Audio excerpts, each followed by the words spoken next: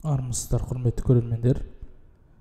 Қазір 9-шы емтиханның шешуін бірге шығарамыз. Бірінші сұрақ. Ғимараттың 8-ші қабатының балконынан денені тігінен төмен қарай лақтырады. Ол 2 секундтан кейін жерге құлайды.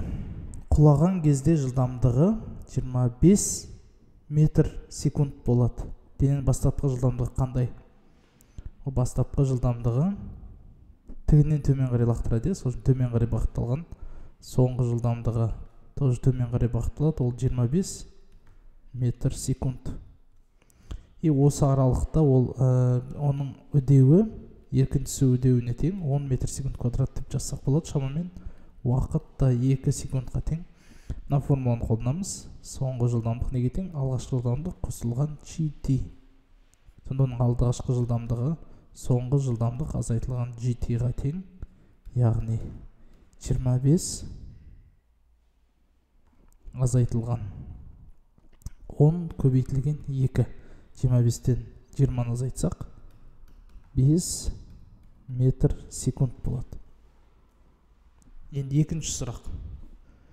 20 метр секунд жылдамдықпен тігінен жоғары қарай лақтырылған доп қандай биіктікке дейін жетеді? Лақтырамыз. Бастапқы жылдамдығы 20 метр секундқа тең, соңғы жылдамдығы 0-ге тең, яғни ең биік жерге жеткен кезде жылдамдығы 0-ге тең. Және де жақсы мына формула қолданамыз. V квадрат тең болады V0 квадрат азайтылған 2GH. Неге азайтылған? Себебі үдеу бастапқы жылдамдыққа қарама-қарсы бағытта бағытталған. Бұл 0-ге тең. Осы жерден V0 квадрат, яғни 20-ның квадраты тең болады. 2 көбейтілген 10 көбейтілген h болады. 20 қысқарады. H биіктік 20 метрге тең. Үшінші есеп. Доп тігінен жоғары қарай 15 метр секунд жылдамдықпен лақтырылады.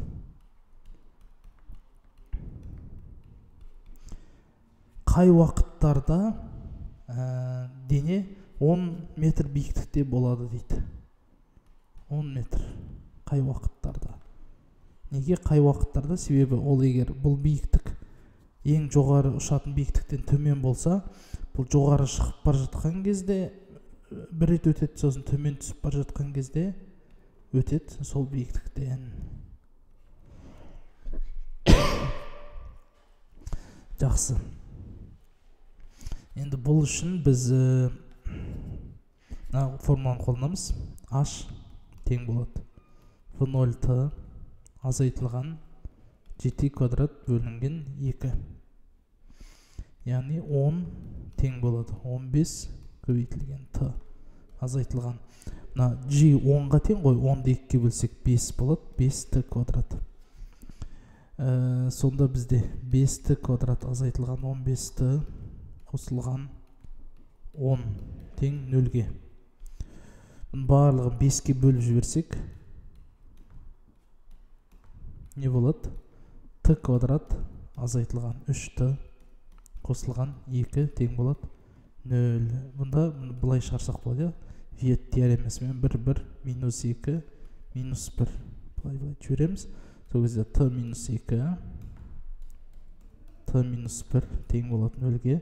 Осыдан тура осы жауап шығады. Демек бірінші секундта және де екінші секундта осы биіктіктен өтеді. Екі түрлі жауабы бар. Жақсы, енді лифт 2 метр секунд квадрат үдеумен жоғары көтеріле бастайды.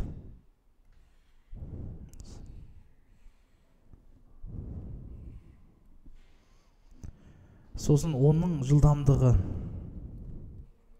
2,4 метр секундқа жеткен кезде лифттің төбесінен болт құлай бастайды.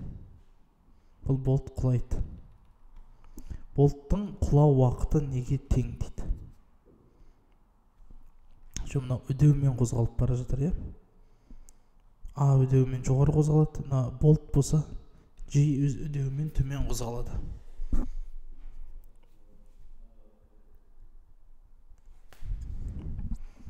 Жақсы. Енді белгілі бір уақыттан кейін бұл қалай болады? Мынау жоғары қарай кішкене қозғалады. Ал болт болса төмен қарай құлайды да осылай келеді.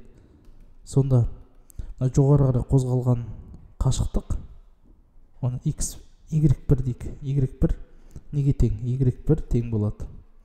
vt қосылған at квадрат бөлінген 2. Себебі ол жоғары қарай өтеуімен қозғалып барады ғой.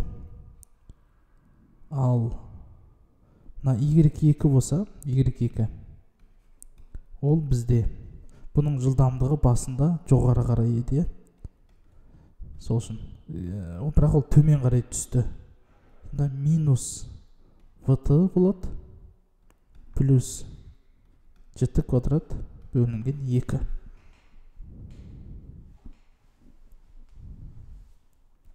Және де осы y1 қосылған y2 неге тең? H-қа тең. Екеуін қосамыз, сол кезде vt-лар қысқарып кетеді. A қосылған g t квадрат бөлінген 2 тең болады h-қа. Сонда t квадрат неге тең? 2h бөлінген a плюс g. Демек, түбір асты 2h бөлінген a плюс g. 2 көбейтілген 2 жарым бөлінген. Енді g-ді біз 9,8 деп алсақ, 9,8-ге 2,2-ні қоссақ қанша болады? 11, 12 болады ғой, 12. Так, бұған калькулятор қолданайық.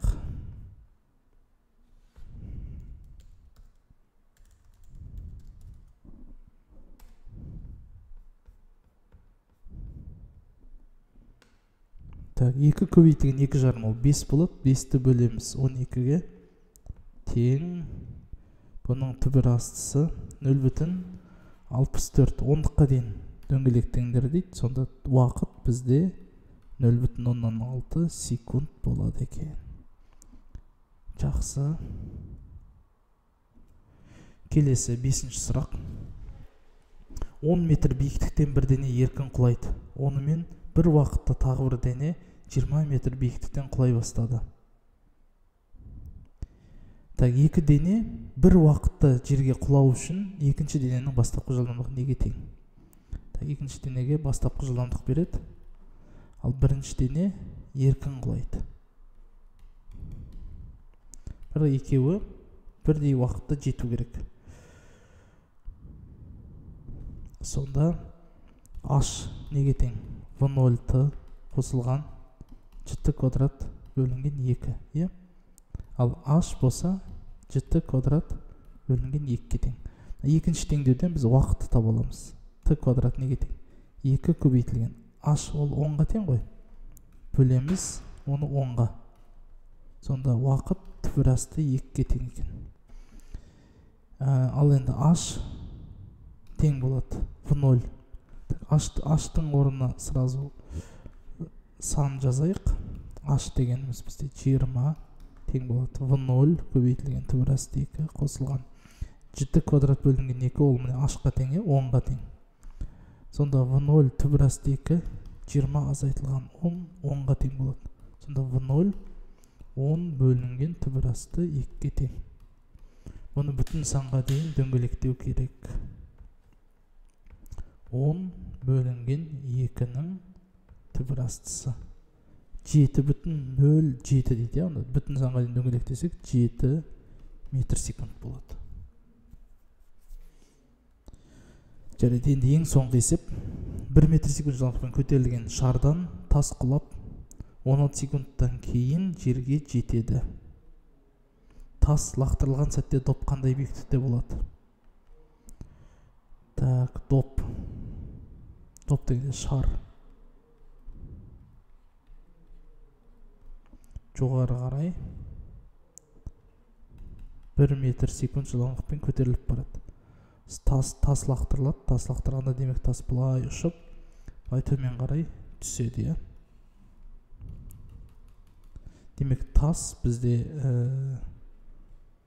h биіктікке төмен қарай түседі. Яғни минус h дейміз.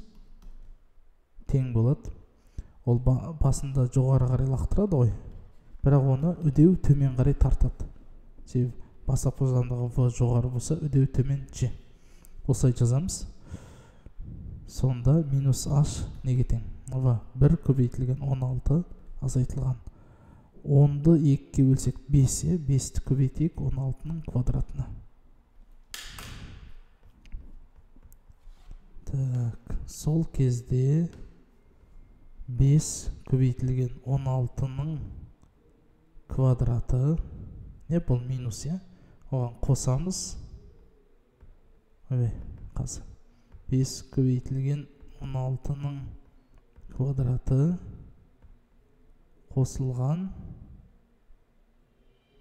16. 1264 дұрыс. 1264 метр биіктікте болады екен.